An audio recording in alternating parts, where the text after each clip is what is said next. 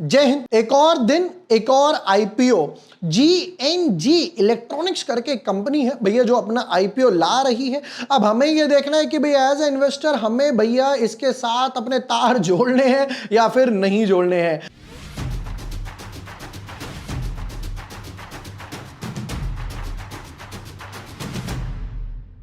Hi everyone, my name is Borwashne, I am a SEBI registered research analyst. आज के video में करेंगे जीएनजी आईपीओ के detailed analysis, business model, important dates, पैसा कितना फ्रेश इशू है, कितना ओएफएस है, वैल्यूएशंस वगैरह पे लाए हो, फाइनेंशियल्स बताओ, पैसा कमा रहे हो नहीं कमा रहे हो, और आखिरी में भाई पैसा अगर उठा रहे हो तो कहां पैसा जा रहा है, यानी कंपनी में कितना पैसा जा रहा है, और हमारा फाइनल वर्डिक्ट भी चेक करते हैं। But yes, before moving ahead, अगर अभी तक आपने चैनल सब्सक्राइब नहीं किया है या न्यू यूजर हो तो यहां पर आपको पॉडकास्ट हो गया, ब्रिगेड होटल का डीआरएचपी फाइल हुआ, फिर उसके बाद एनएसडीएल का अनलिस्टेड शेयर, आईसीआईएमसी का भैया डीआरएचपी फाइल हुआ, हीरो फिनकॉर्प का डीआरएचपी फाइल हुआ। इन सब में शेयर होल्डर कोटा है और मैं एडवांस में यहां पर अपडेट करता रहता हूं, तो भैया चैनल सब्सक्राइब कर लेना, एक छोटी सी रिक्वेस्ट है। मेन बोर्ड आईपीओ की तरफ देखें तो यहां पर इंडी क्यूब हो गया, जीएनजी हो गया, फिर उसके बाद शांति, ब्रिगेड, एनएसडीएल, ये सब भी धीरे धीरे आने वाले हैं। अब ये दो आईपीओ क्लैश कर रहे हैं एक साथ 23-25 के ब्रैकेट में। चलिए हम एनालिसिस करते हैं जीएनजी इलेक्ट्रॉनिक्स के।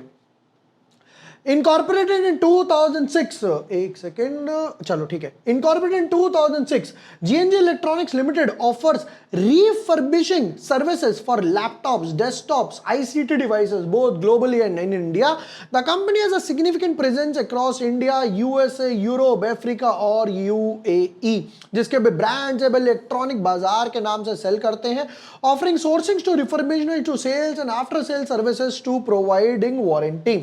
रिफर्बिशमेंट क्या है? बेसिकली सपोज करते हैं मेरा मोबाइल है, थोड़े टाइम मैंने उसको यूज कर लिया, मैंने उसको बेच दिया। अब बेच दिया, मान लो किसी सेकेंड हैंड वगैरह में सेल कर दिया।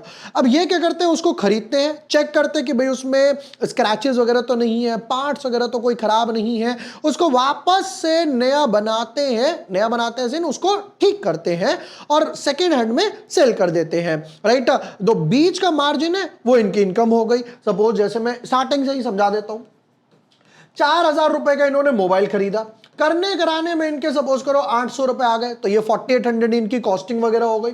अब सपोज करते हैं इन्होंने उसको 5500 5400 में सेल कर दिया, तो बैच का जो बैलेंस है वो 700 रुपए इनका प्रॉफिट वगैरह हो गया। ये उस तरीके से काम करते हैं। वहां पे नीचे वो आपको लिखा हुआ मिल जाएगा, अमेज़न पे भी जाओगे ना, रिफर्बिश्ड वगैरह लिखा हुआ मिल जाएगा।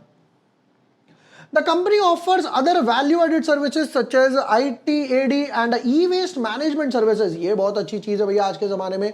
Warranties, doorstep services, on-site installation, flexible pay options, easy upgrade, assured buyback programs and buyback programs for refurbished ICT devices। देखिए e-waste management का सिस्टम क्या है, सपोज करते हैं आपकी चार्जर की तार आगे से थोड़ी सी कट गई, ईयरफोन एक खराब हो गया जो वायर्ड वाले होते हैं, या ईयरबड्स में एक ही खो गया, ईयरबड्स की डिब्बी खो गई, अब उसका क्या करें। तो ये सारा जो ई वेस्ट इकट्ठा होता रहता ना, धीरे धीरे धीरे धीरे, ये कहते हैं भैया हम उसको भी ले लेते हैं। GNG Electronics provides tailored buyback solutions for laptop, desktop to help large format retail stores such as Vijay Sales हो गया, फिर OEM brands वगैरह भी हो गया, HP इंडिया वगैरह से भी टाई अप है, Lenovo ग्लोबल से भी टाई अप है, to run efficient customer friendly buyback program facilities for a new devices. चलिए एज ऑफ नाउ देख के तो अच्छा लग रहा है भाई, 38 कंट्रीज में इनका माल वगैरह जाता है, यानी कि इनकी फॉरेन कोलैबोरेशन वगैरह भी है। चलो, जिसमें से 4100 पॉइंट्स हैं जहां से आप इनका माल खरीद सकते हो, टच पॉइंट्स वगैरह जिन्हें बोला जाता है। 1200 एम्प्लॉइज है, रखने पड़ेंगे।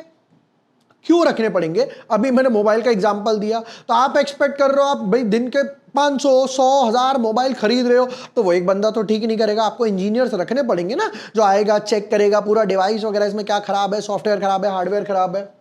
देखो एज ऑफ नाउ देख के तो ठीक लग रहा है, मुझे जो सबसे बेस्ट पार्ट लगा वो था ई वेस्ट वाला। चलिए जी नेक्स्ट पार्ट पर आते हैं, कुछ इंपॉर्टेंट डेट्स वगैरह। कहते हैं आईपीओ ओपन होगा 23 तारीख को, 25 तारीख को क्लोज होगा। अच्छा, ये भी 23 को, वो भी 23 को, ये भी 25 को, तो वो भी 25 को, दोनों आईपीओ क्लैश हो रहे हैं। तो अब आपको अगर चाहिए कि मैं दोनों आईपीओ का एक कंपैरिजन करके बताऊं कि भाई जिन लोगों के पास एक ही लॉट का पैसा है, क्या वो जीएनजी में लगाए या फिर वो इंडी क्यूब में लगाए, तो आप नीचे कमेंट सेक्शन में लिखिए कंपैरिजन कंपैरिजन। अगर मुझे 300 कमेंट्स मिलते हैं तो मैं क्विकली एक वीडियो बनाकर बताऊंगा जिसके पास 1 लॉट का पैसा है वो किस में लगाए, जिसके पास 2 लॉट का पैसा है वो किस में लगाए, मल्टीपल अकाउंट से लगाना या नहीं लगाना, या जिसके पास HNI कैटेगरी का पैसा है वो किस में लगाए।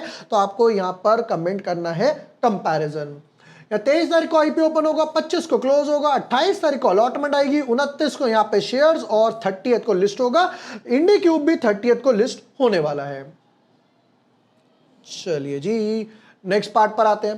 कहते हैं भाई फेस वैल्यू है 2 रुपए, इशू प्राइस है 225 टू 237, अप्लाई करते हैं तो इस पे अप्लाई करेंगे 237 पे।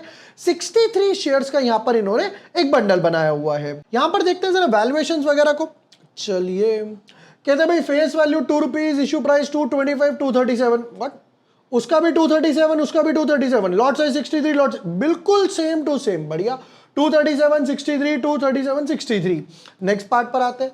कहते हैं भाई इशू साइज जो है 460 करोड़ है, जिसमें 400 करोड़ रुपए जो है वो कंपनी के पास जाने वाले हैं, यानी ऑलमोस्ट 85% के आसपास, और 15% जो है वो ऑफर फॉर सेल है, सिर्फ 60 करोड़ के आसपास जो है वो कंपनी के पास जाएगा। फेवरेबल सिचुएशन है। एक एक लॉट की वैल्यू देख लेते हैं, हालांकि वैसे तो सेम ही है दोनों का। तो यहां पर भी एक लॉट 14,931 का है, और रिटेल में लगाते हो तो मैक्सिमम 13 लगा पाओगे। उसके बीच आपको कैटेगरी स्विच करनी पड़ेगी SHNI या बिग HNI की तरफ। प्रमोटर की होल्डिंग की बात करें तो भाई Sharad Khandelwal, Vidhi Khandelwal, MBN electronics, KK overseas, अभी इनके पास 95% के आसपास है। अच्छा कोटा कितना है वो देखना रह गया कि भाई रिटेल का कोटा है 35, तो यहां पर अप्लाई करेंगे, अगर अप्लाई करते हैं 35 में। चलिए नेक्स्ट पार्ट पर आते हैं, financials, one of the most important. Assets की बात करें 280 करोड़, और भाई साहब सीधा डबल 300 करोड़ के एसेट्स बढ़ के हो गए 580 करोड़ के आसपास, और यहां पर 130 140 करोड़ से बढ़े 720 करोड़ के एसेट्स। तो एसेट्स में तो एक ऑलमोस्ट ट्रिपल जंप दिखाई दे रही है। यहां से रेवेन्यू 660 करोड़ का रेवेन्यू था, तो 32 करोड़ का प्रॉफिट कमा पाए, यानी कि 4% का पैट मार्जिन है, 4-4.5% के आसपास का पैट मार्जिन कवर कर रहे हैं। फिर उसके बाद 1140 करोड़ की सेल्स हुई, तो 52 करोड़ के आसपास हो गया पैट मार्जिन 4.8%। फिर यहां पर 1420 करोड़ की सेल्स पे 70 करोड़ का प्रॉफिट हो गया, अगेन 4.8%। तो पैट मार्जिन 4-4.5% के आसपास मेंटेन करते हुए चल रहे हैं। बट एक अच्छी चीज है, देखो सेल्स यहां पर एसेट्स ट्रिपल हुए, सेल्स यहां पर डबल से भी ऊपर चली गई लास्ट 2 साल में, यानी कि भैया रिफर्बिश्ड वाले जो मोबाइल है लोग खरीद रहे हैं, अच्छी बात है। नेक्स्ट पॉइंट पर आते हैं, reserves and surplus 80 crore, 132 crore, 170 crore. Most important borrowings, हाँ 152 करोड़। एसेट्स बढ़े तो भैया बोरोइंग्स भी बढ़ी 322 करोड़, और वापस एसेट्स बढ़े तो अब की बार भी बोरोइंग्स बढ़ी और 446 करोड़। तो बोरोइंग्स को थोड़ा सा रिड्यूस करना पड़ेगा, बाकी सब तो ठीक नजर आ रहा है। क्योंकि भाई देखो मोस्ट इंपॉर्टेंट क्या है, आप कहोगे यार सिर्फ 4-4.5% पैट मार्जिन है, क्योंकि यार ये ट्रेडिंग के बिजनेस में है, they are not into manufacturing.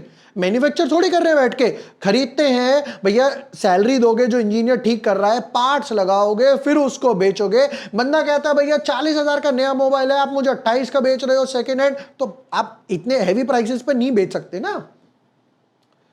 चलो जी कुछ की इंपॉर्टेंट रेशियोज पे एक नजर मार लेते हैं फटाफट से। रिटर्न ऑन इक्विटी 30 के आसपास, return on capital employed 17, debt to equity 1.95 ऊपर है जो हम लोगों ने अभी देखा, पैट मार्जिन 4.8 हम लोगों ने कैलकुलेट करा, price to book value 10 times. 10 times definitely थोड़ा ज्यादा है कंपेयर टू ट्रेडिंग बिजनेस की बात करूं या चलो रिफर्बिश्ड की बात करूं। फिर उसके बाद कहते हैं भाई EPS जो अभी है 7 है, बाद में हो जाएगा 6 के आसपास, फिर भी ठीक है। प्राइस टू अर्निंग 39, थोड़ा ज्यादा है। लाओ भाई ऑब्जेक्टिव्स वगैरह की तरफ देखें तो कहते हैं भाई रीपेमेंट प्रीपेमेंट करने वाले हैं, बोरोइंग्स वगैरह की जो हम लोगों ने अभी ली हुई है कितनी 320 करोड़ से, 400 करोड़ में से 320 करोड़ यहां जाएगा। फिर IPO के खर्चे वगैरह, तो चलो एक अच्छी बात है कि बोरोइंग्स रिड्यूस हुई, जिस पर मेरा पूरा फोकस था। अब आते हैं फाइनल वर्डिक्ट वगैरह की तरफ। एसेट्स ग्रो कर रहे हैं, इलेक्ट्रॉनिक इंडस्ट्री ही अपने आप में ग्रो कर रही है। इनफैक्ट गवर्नमेंट तो भैया PLI स्कीम्स वगैरह लेकर आ जा रही है। डिक्सन जो मोबाइल मैन्युफैक्चर करता है उसकी भी हम लोगों ने और एक अच्छी खासी रैली वगैरह देख ली।